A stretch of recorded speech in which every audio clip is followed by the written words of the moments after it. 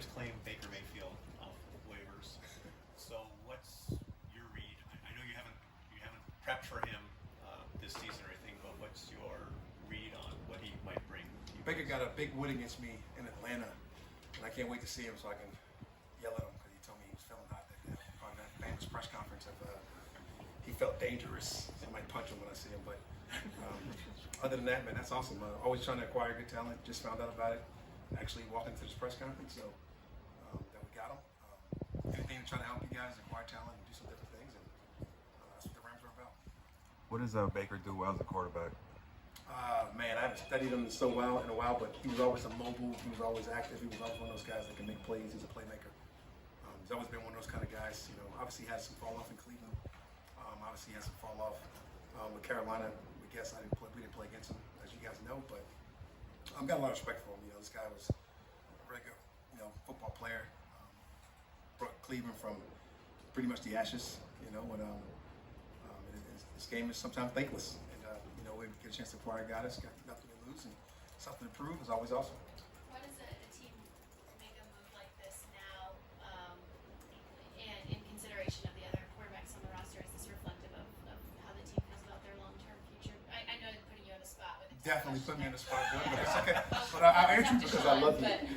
I'll answer you because I love you. But when you do those things, you always try to acquire talent for your team, right? Obviously, Matthew Stafford, our franchise is out, right, for some time, right, for whatever that is, and he'll be out for a bit.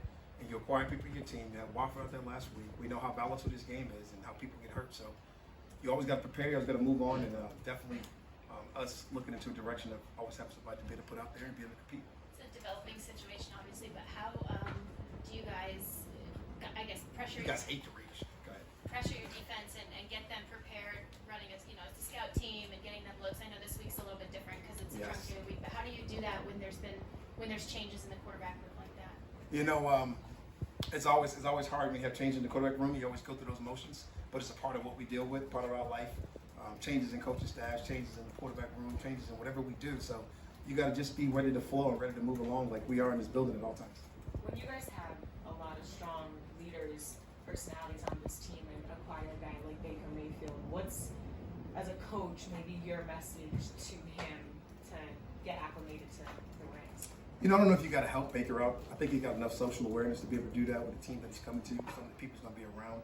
It's hard to be around these type of strong leadership, these type of strong-willed people, and not try to find your way.